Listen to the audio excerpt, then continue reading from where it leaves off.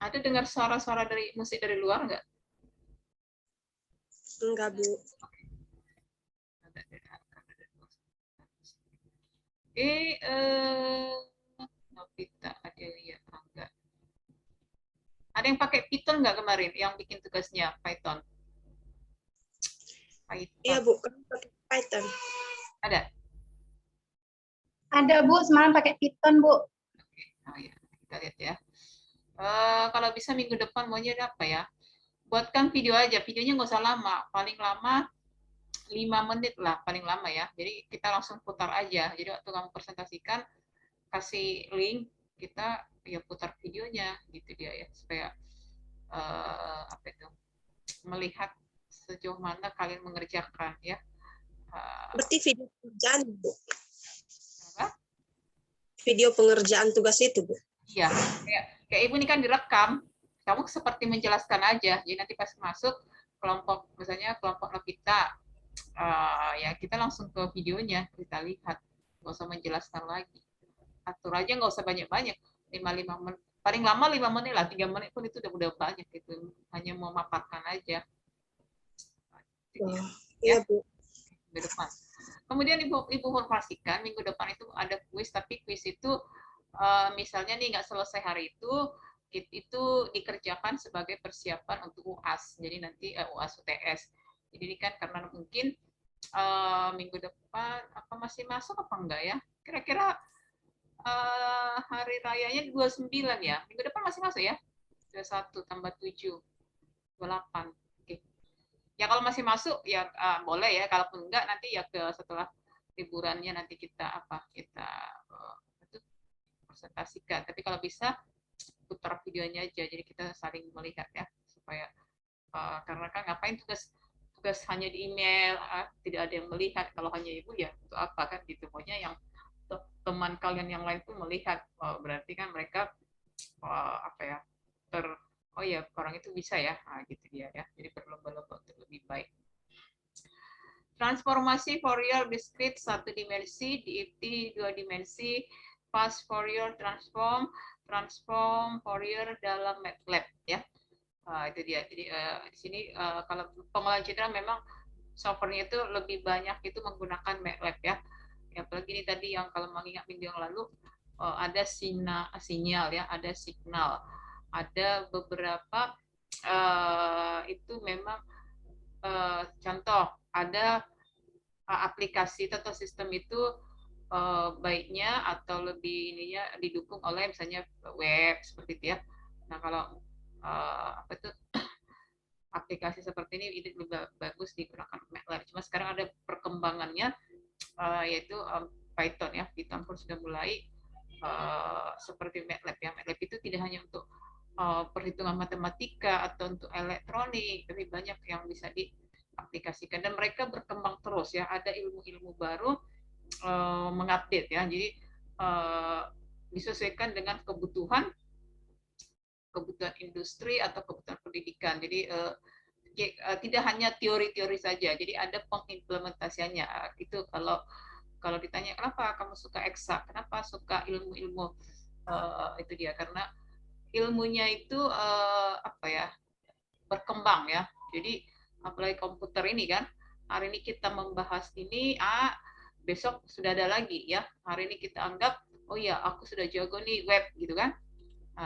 Tiba-tiba nanti web ini ada lagi perkembangannya ya. Ada yang itu tadi ada perkembangan atau temuan-temuan baru ya kita mau tidak mau ya harus mengikuti dan bahkan ada tuntutan harus menguasai. Nah seperti itu. Jadi kenapa oh ya kami kan nggak ada praktek, ngapain bikin apa tugas kayak gitu pakai apa aplikasi kan gitu kan, pakai MATLAB kan nggak diharuskan gitu ya.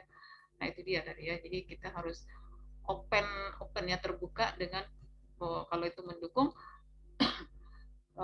pengetahuan kita kenapa enggak kan gitu ya. Oke.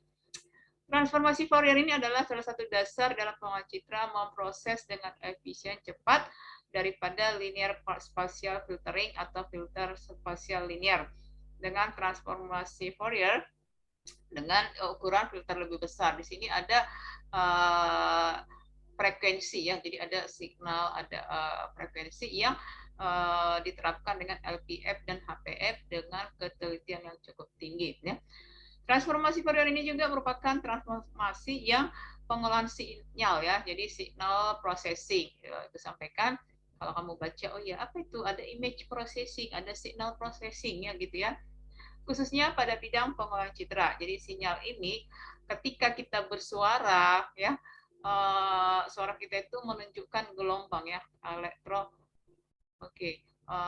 elektromagnetiknya ya. Jadi sekarang kan kamu bersuara di apa tuh, tidak harus bernyanyi, bersuara pun kamu rekam, ada itu apa tuh handphone ya yang bisa mendukung.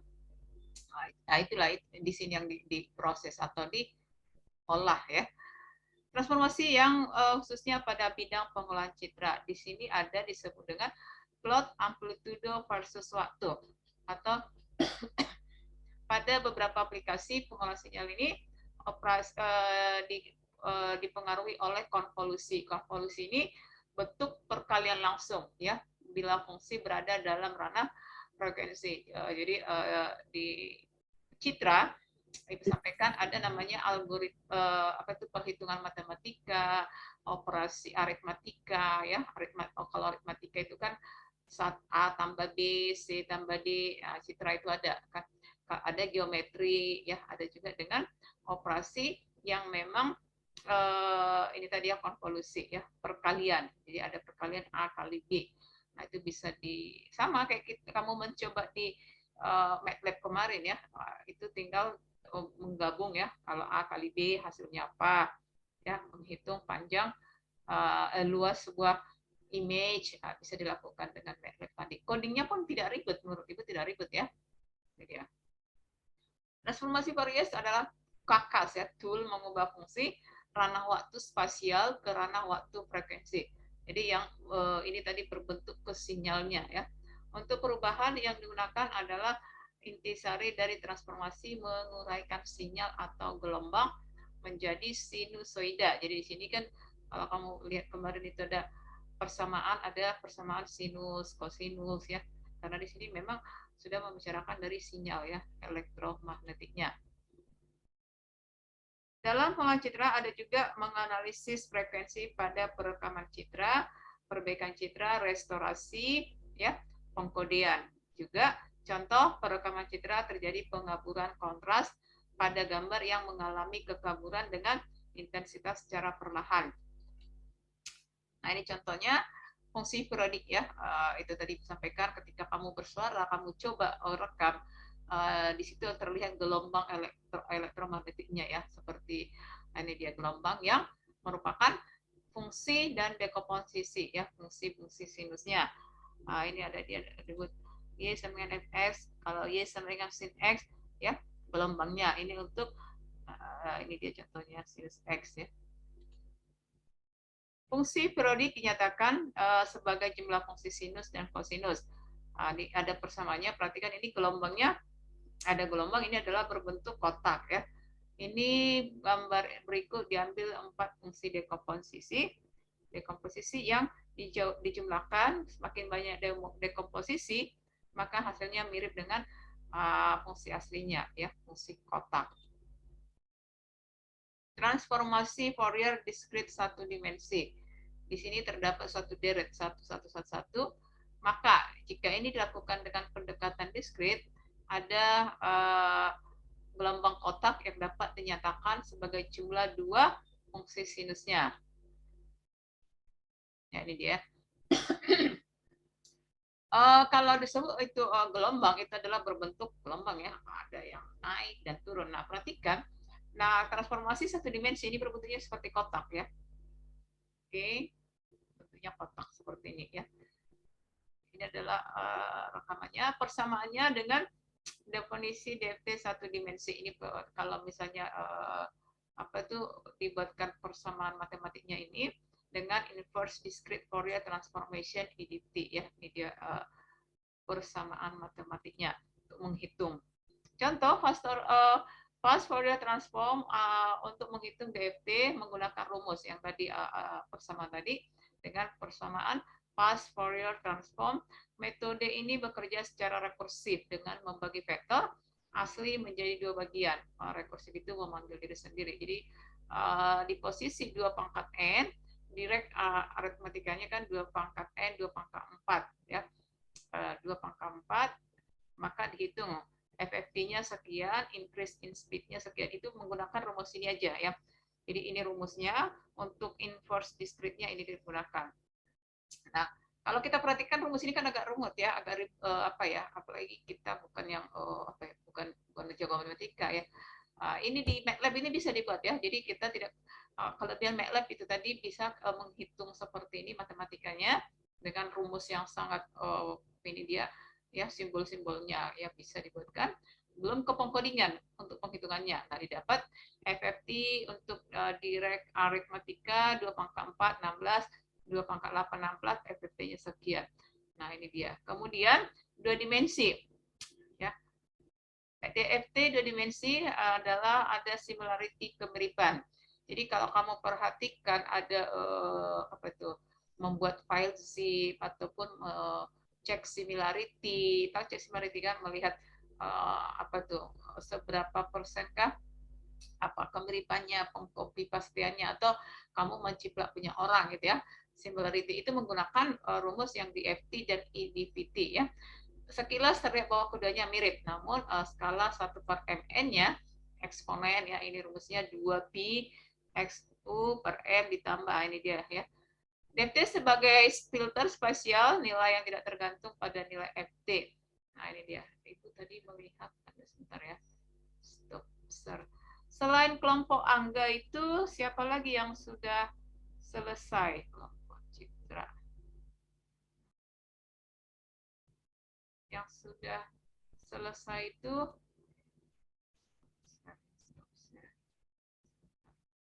yang sudah selesai selain Angga,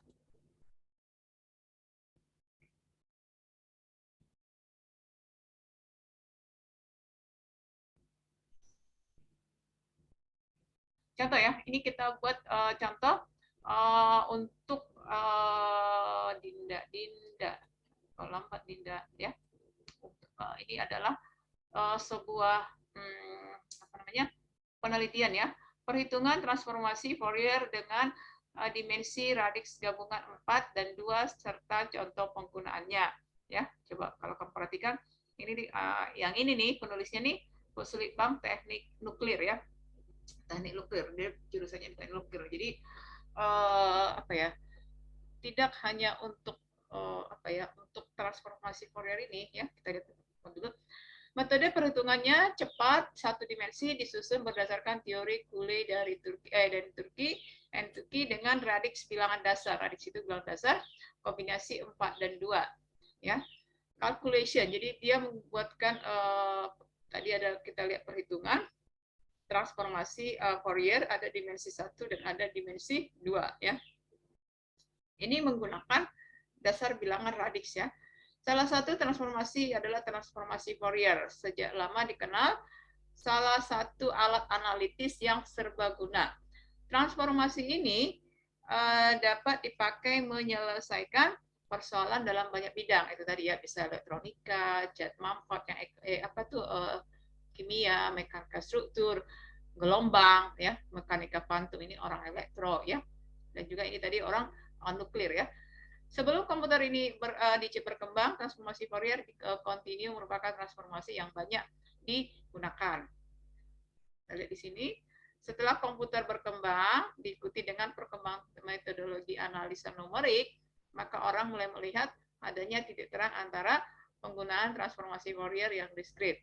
Nah, di sini Fourier yang diskrit ini lebih efisien dibandingkan dengan yang dibuat si Cooley Turki ya, yang kemudian dikenal dengan fast Fourier transform. Tadi yang kita lihat persamaannya, transformasi Fourier dalam satu fungsi HT dituliskan ya, di mana ini tadi persamaannya f merupakan fungsi berharga dari kompleksnya, kemudian diturunkan inverse-nya, dilakukan bentuk diskrit transformasi Fourier ekuivalen dengan. Nah, di sini kalau penelitian ini fokusnya ke perhitungannya ya, perhitungan si transformasi Fouriernya dengan satu dimensi, di mana tadi dia menggunakan bilangan dasar 2 dan 4 ya, radix bilangannya. Nah, ini dia. Kita lihat perhitungannya sangat panjang. Nah, ya. Bila N sama dengan 16, yang tadi ya, ada persoalan kita ada tabelnya tadi, dengan radiksnya 2, maka Y ya, ini gamma, sehingga diperlukan 4 digit untuk indeksnya. Nah, ini dia K1, 0, K2, dan seterusnya, ini persamaannya. Diturunkan lagi sampai 17E. Maka persamaan untuk transformasi Fourier ini dia ya, untuk X N sekian sama dengan X sekian. Nah, kalau kita perhatikan ini adalah turunan perhitungan si transformasi Fourier dengan radix bilangan ya. Penggunaan faktor ya, faktor peran Friedel faktor. Oke. Pengembalian indeks dengan redex tadi. Jadi di sini adalah pembahasannya, kita tidak masuk ke apa tuh perhitungannya. Ini kenapa desimalnya 0, radiksnya 4, desimalnya 4, radiksnya 10, tidak kita dimasuk ya. Ibu hanya memperkenalkan persamaan Fourier ya, yang tadi ada satu dimensi, dua dimensi, ya. Karena sangat panjang. Ini contohnya. Oke, ini tadi menggunakan konvolusi dan korelasi ya. Jadi konvolusi korelasi ini juga cenderung untuk proses sinyal ya. Banyak dipergunakan, tetapi transformasi Fourier ini fungsi-fungsinya seperti ya diketahui, fungsi disebut dengan transformasi Fourier cepat, yang tadi cepat itu pas ya. Perhitungan fungsi konvolusi dilakukan dengan pemrosesan signal processing ya. Ini masih ke persamaan ke-40. Jadi dia membuatkan perhitungan. Nah, ini tadi masih dia menjabarkan masih rumus-rumusnya, kemudian masuk ke contoh. Contoh pertama diberikan perhitungan menentukan transformasi Fourier dengan fungsi periodik yang terbentuk. Ini gunakan XK sama dengan kosinus 2pi NK. Jadi dimasukkan. Nah, ini dia baru ini dia ya. Kalau di MATLAB ini bisa di apa namanya visualisasinya ya, di bentuk grafiknya dengan N sama dengan 32, interval waktunya T sama dengan 1, frekuensi F-nya 1/8. Nah, ini menunjukkan sinyal yang tadi ya, transformasi Fourier-nya. Kalau ini adalah dengan menggunakan transformasi Fourier fast ya, cepat. Nah, ini dia. Ini contoh hasil perhitungan dengan menggunakan transformasi Fourier. Ini kalau kita perhatikan, ya ini dia ya. Jadi rumus-rumus yang tadi digunakan adalah untuk menghasilkan visualisasi atau grafik yang seperti ini ya. Dengan program komputer yang telah disusun untuk perhitungan, dilengkapi dengan perhitungan sinyal-sinyal yang terus-menerus, menggunakan metode pilih simpan ya, select saving, hasil yang sama dengan seluruh data dianalisis. Jadi tujuannya tadi transformasi Fourier ini adalah untuk menganalisa, tapi dia adalah berbentuk yang dianalisa adalah sinyal ya. Nah, ini contohnya. Kesimpulannya, dari pembahasan ini maka diambil kesimpulan pemakaian transformasi Fourier cepat dapat dilakukan pada sinyal-sinyal yang periodik maupun non-periodik. Jadi di sini pengaruh si konvolusi dan korelasi ini dapat pula dihitung menggunakan transformasi yang lebih mudah. Nah, kalau kita ditanya dengan rumus-rumus seperti ini, akan agak rumit ya. Nah, ini dia. Reza.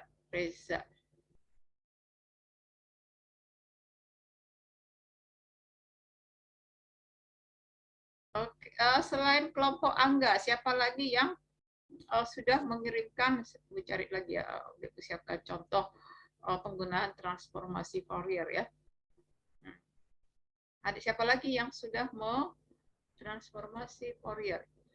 Yang sudah mengumpulkan tugas transformasi Fourier. Oke. Berikutnya ya, itu tadi masih memaparkan perhitungannya dengan beberapa turunan-turunan dan kemudian contoh soalnya ya. Nah, ini salah satu contoh. Nah, kalau Ibu minta coba carikan jurnal penelitian. Nah, cirinya jurnal penelitian itu seperti ini, ada dia tulisan ISSN-nya. Jadi kualitas si jurnal ini pun sama ya. Semua yang di komputer itu kan semuanya kan ada manfaatnya. Nah, tapi kan kita tidak tahu kebenarannya atau kualitas dari informasi itu. Jadi kalau saya disuruh kamu coba cari jurnal penelitian yang mengenai transformasi Fourier. Nah, perhatikan dia ada ISSN-nya ya. Fast Fourier Transform ya. Yang kita bahas hari ini contoh penelitiannya. Dalam transformasi sinyal frekuensi dengan suara sebagai upaya perolehan average energy ya, AE musik ya. Jadi tadi bisa sebagai suara itu kan bisa berbicara biasa, bisa juga dengan musik ya. Nah, di sini ini apa ya, penelitian atau penelitiannya oleh orang PLN ya. Kan ada juga sekolah PLN kan. Oke. Musik merupakan kesatuan nada. Nah, bagaimana dia mengerekam? Ya, kita lihat di sini. Dan dalam sebuah musik ada average energy, faktor yang digunakan untuk mendeteksi karakter dan pola suara. Jadi untuk melihat ya. Jadi nanti bisa kamu lihat, oh ya, kalau misalnya musik dangdut itu karakter suara itu seperti apa. Tapi dari segi apanya, citranya ya, dari signal processingnya. Jadi bukan kamu lihat fisiknya atau apa suara, bukan suaranya, tapi yang kita perhatikan nanti di sini adalah itu tadi ya, nanti diolah suara tadi, dikonversi yang tadi berbentuk gelombang ya. Mencari nilai average energi sebuah musik dibutuhkan suatu mode tertentu. Inilah bisa menggunakan fast Fourier transform. Fast Fourier transform ini metode yang digunakan untuk transformasi sinyal ya, suara menjadi sinyal frekuensi, karena memang setiap suara kita itu adalah mengandung itu adalah merupakan atau menghasilkan gelombang elektronik ya. Sinyal suara yang terdapat dalam sebuah musik merupakan sebuah sinyal analog. Nah, ini lagi kalau ingat kamu fisika ya, ada namanya sinyal analog, ada sinyal digital. Konversi menjadi sebuah sinyal digital dan akan mengubah sinyal analog menjadi sinyal digital berupa gelombang spektrum berbasis frekuensi. Jadi ketika kita bersuara ya apa tuh namanya, volumenya sebesar sekecil apapun itu akan menghasilkan gelombang yang bisa direkam dan bisa dilihat ya. Itu nanti yang akan dianalisa. Jadi melihat oh ya karakter pola suaranya seperti apa melalui mendengarkan sebuah musik.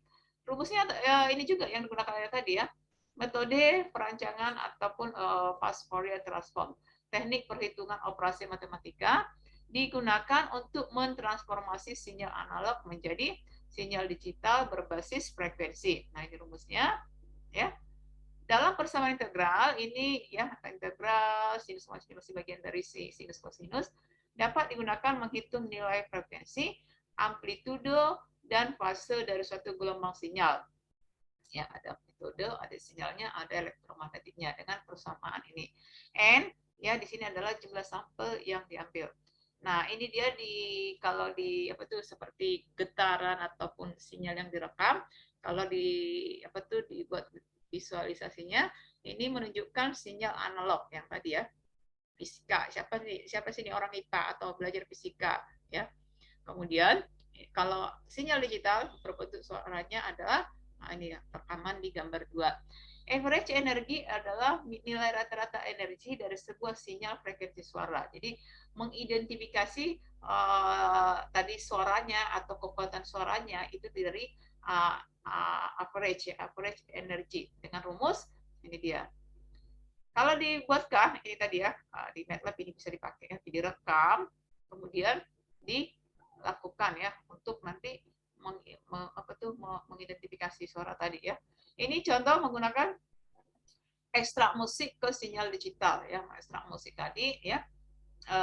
Didengarkan sebuah musik ya. Contoh yang disampaikan ketika kamu misalnya bersuara, kamu rekam di handphone ada itu terlihat gelombangnya. Inilah yang dibuatkan di sini. Nanti di atas adalah tampilan input data musik yang diekstrak ya. Tadi musik yang analog diekstrak menjadi sinyal digital. Kalau untuk citra itu kan harus berbentuk digital. Inilah hasil digitalnya. Nah, penerapan fast Fourier transform sinyal ini adalah memperoleh nilai histogram dari satu musik. Dari tadi sudah di analog ya, direkam, ada muncul tadi gelombang elektromagnetiknya, berikutnya adalah melakukan ini dia ya, FFT sinyal ya. Dengan fast FFT itu fast Fourier transform. Rumusnya dikembalikan lagi ke rumus, masuk ke rumus, kemudian lakukan proses perhitungan. Ini rumusnya. Nah, ini dia ya. Setelah diperoleh sinyal dan domain frekuensi, maka mencari nilai fast Fourier transformnya. Ini nilainya. Nah, ini kenapa bisa dapat dari apa? Itu tadi disampaikan, ini bisa dikerjakan di MATLAB ya. Nah, ini hasilnya, histogramnya. Kemudian langkah berikutnya hitunglah average energi. Average energi tadi rumusnya sudah ada, tinggal masukkan berapa N-nya, kemudian lakukan di frekuensi ke-1, histogramnya sekian ya. Jumlah seluruh frekuensi yang tersedia, jumlah frekuensi yang ada pada satu lagu. Contoh di sini apa?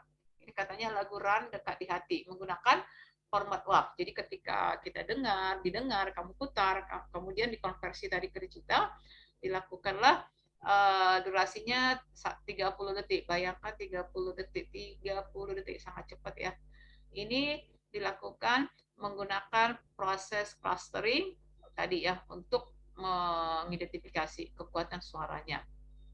Nah, dari penelitian ini disimpulkan ya, sistem temu kembali informasi dari sebuah musik dengan fast Fourier transform bisa digunakan ya untuk mendeteksi tadi, mengidentifikasi suara dengan FFT fast Fourier transform, dan juga menggunakan metode average energi ya.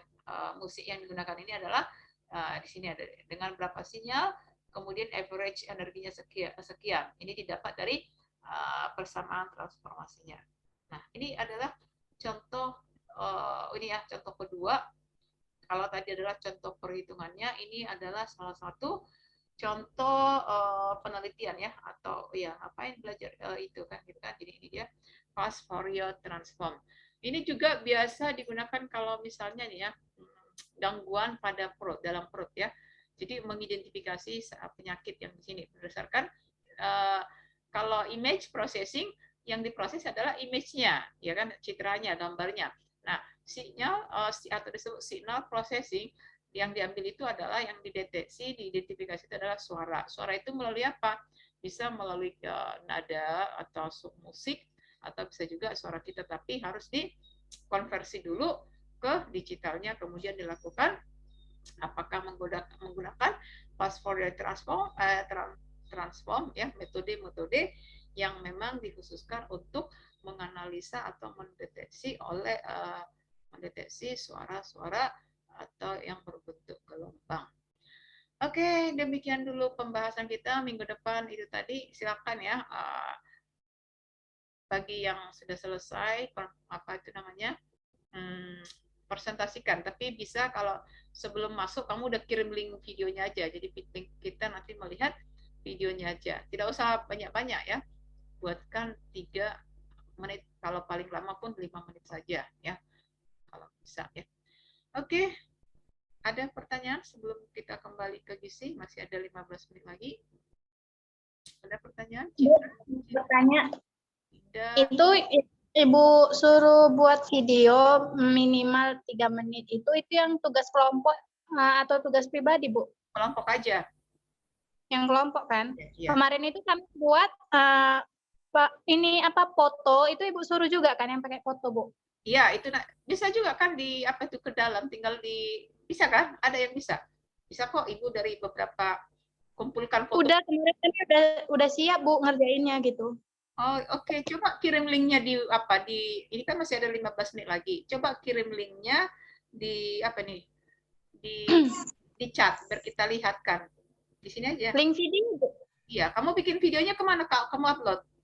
Kami nggak video, Bu. Kemarin kami masih buat di Word kalau nggak salah ya. Oh, iya. Kemarin. Iya.